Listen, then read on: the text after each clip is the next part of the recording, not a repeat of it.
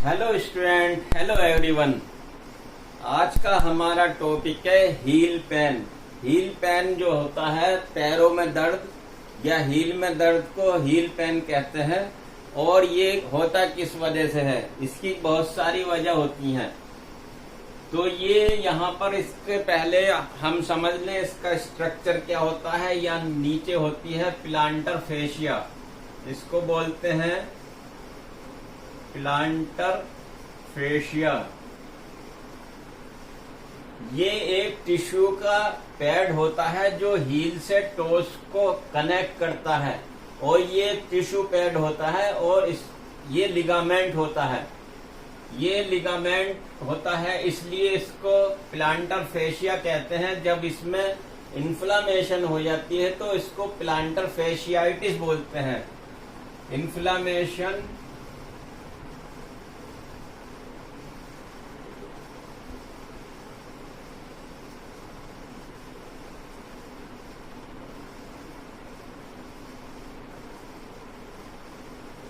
Plus itis, तो इसके अंदर ये फेशियाइटिस बोलते हैं, तो इसको बोलेंगे फेशियाइटिस। इसमें प्लांटर फेशिया में स्वेलिंग को प्लांटर फेशियाइटिस। तो ये होती है, 3 पार्ट होते हैं इसके। ये जो इसकी तरफ होती है, बीच में जो टो की तरफ होती है, ये होती है मीडियल, ये होती है लेटरल, और ये होती है सेंट्रल। यहाँ सेंट्रल बोल, ये जो 3 पार्ट होते हैं इसके, मीडियल, लेटरल और सेंट्रल फेशिया, जब इनमें स्वेलिंग हो जाती है, इन्फ्लामेशन हो जाती है, तो इसको फेशियाइटिस बोलते हैं। और यहाँ इसकी एक वजह और होती है, यहाँ पर हील के अंदर जो स्पर निकल आता है, तो इसको हील स्पर बोलते हैं। हड्डी बढ़ जाती है यहाँ पर, तो उसकी वजह से भी एड़ी के अंदर दर्द होने लगता है। और यहाँ जो ऊपर काफ मसल्स से एक टेंडन आता है, उसकी स्वेलिंग के बाद भी वो टेंडिनाइटिस हो जाता है, तो यहाँ पर हील में भी दर्द होता है और उसकी वजह से पैर में भी दर्द होने लगता है। तो आज का हमारा जो टॉपिक है वो प्लांटर फेशियाइटिस के ट्रीटमेंट के बारे में है।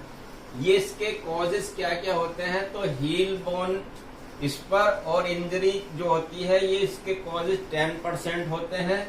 और दूसरा प्लांटर फेशिया की वजह से जो होता है वो 90% कॉज होते हैं इसके अंदर। और एथलीट्स की और मैराथन दौड़ करने वाले में भी ये दर्द बन जाता है। और ज्यादा जो लॉन्ग स्टैंडिंग टाइम तक जो स्टैंडिंग रहते हैं, लंबे टाइम तक, जो भी मेल हो फीमेल हो, घरेलू फीमेल हैं या वर्किंग फीमेल हैं, तो उनके भी जो रेगुलर कई घंटे तक खड़े रहने के काम करते हैं, उनको भी इस तरह के दर्द बन जाया करते हैं। और वॉकिंग लॉन्ग टाइम, जो लॉन्ग टाइम तक वॉकिंग करते हैं और जंपिंग करते हैं, और कोई ऐसे पथरीली सड़कों पर या रोड होते हैं उन पर जो चलते हैं, तो उनकी वजह से उनके प्लांटर फेशिया में माइक्रो इंजरीज हो जाती हैं। और माइक्रो इंजरीज की वजह से, ट्रॉमा की वजह से वो स्वेलिंग आ जाती है। तो इसका जो ये ट्रॉमा भी बोल देते हैं इसको, इंजरी को। इसकी जो वजह होती है, ये इतनी सारी वजह हो सकती हैं, और भी कई वजह हो सकती हैं। तो ये जो मेन जो वजह होती है ये होती हैं। तो इसके सिम्टम्स क्या होते हैं, तो जब ही सबसे पहले अर्ली इन द मॉर्निंग उठते हैं, जैसे ही बेड से उठते हैं और जमीन पर पैर रखते हैं, तो थोड़ी देर के लिए 5-10 मिनट या 15-20 मिनट के लिए चलने पर बहुत तेज हील में या पैर में दर्द होने लगता है। जैसे रेस्ट लिया तो ठीक हो गया, 1 घंटे बैठे या 2 घंटे बैठे, तो उसके बाद जैसे चलने लगेंगे फिर दर्द हो जाता है। और ये दिन में कई टाइम हो सकता है। और इसका जो रीजन है, ये कोई विदाउट रीजन भी हो जाता है, और अचानक स्पॉन्टेनियस ये पेन बन जाता है और इसमें कभी कभी ट्रीटमेंट लिए बगैर भी ठीक हो जाते हैं। तो इसकी जो एक्सरसाइज है, कुछ वो एक्सरसाइज ये इस तरह की होती हैं। अब बताते हैं हील पेन की एक्सरसाइज, या पैरों में नीचे की तरफ जो दर्द होता है उसके बारे में किस तरह से एक्सरसाइज की जाए। तो क्योंकि ये दर्द आपके अर्ली इन द मॉर्निंग जैसे ही आप उठते हैं और बेड से पैर नीचे रखते हैं तो बहुत तेज आपके हील में पेन होने लगता है। तो आपको सबसे पहले ये काम करना है कि आपको बेड पे नीचे उतरने से पहले अपने यहाँ पर पैर के नीचे की तरफ और हील पर कोई लुब्रिकेंट क्रीम या जेल वगैरह ले लेंगे और इसको इस तरह से यहाँ पर लगा देंगे। उसके बाद लगाने के बाद आपको क्या करना है कि अपने थंब से इस तरह से नीचे से ऊपर की तरफ इसको 1 से 2 मिनट तक इस तरह से मसाज करनी है। आपके पैर के और हील के दर्द में आराम मिलेगा। उसके बाद जो ये 1 से 2 मिनट करनी पड़ेगी आपको। और उसके बाद एक और चीज है, ये इसको आप कपड़े को लेंगे और यहाँ से इस तरह से आपको लगा करके और पीछे की तरफ आपके पंजों को या टोस को पीछे की तरफ खींचना है या पुल करना है। तो ये आपको एक गिनती गिननी है इसमें 1 2 3 4 5 6 7 8 9 10, फिर इसको रिलीज कर देना है।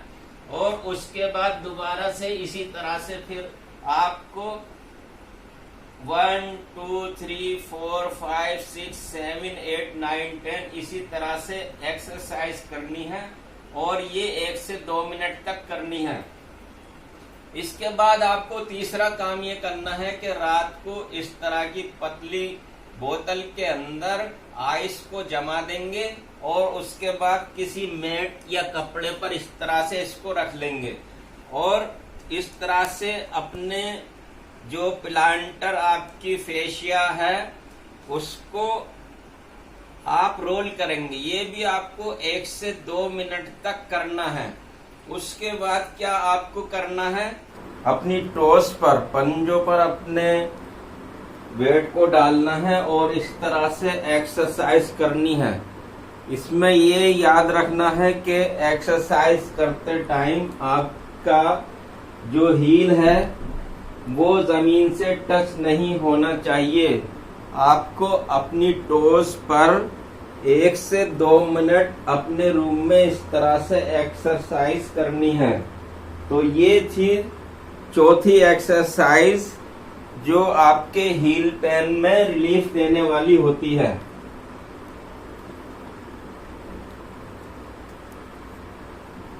और इसका मैनेजमेंट कैसे करेंगे, आइसिंग करेंगे, एंटी इन्फ्लामेटरी मेडिसिन देंगे, जेल एंड मेडिसिन का यूज करेंगे और शू पैड वगैरह होते हैं इस तरह के, और आर्क सपोर्ट होती है, जो बेल्ट होती है वो भी आप यूज कर सकते हैं। सॉफ्ट हील पैड भी आप यूज कर सकते हैं।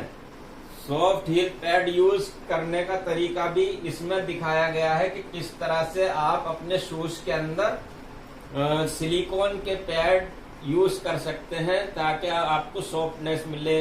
इसके सॉक्स भी आते हैं, इस तरह के सॉक्स आते हैं। और इसका एक रीजन हो सकता है कि आपके जो हार्ड जो है, इसके कॉज में से हार्ड आपकी स्लीपर हार्ड हो या आपके जो शूज हैं वो शूज हार्ड हो।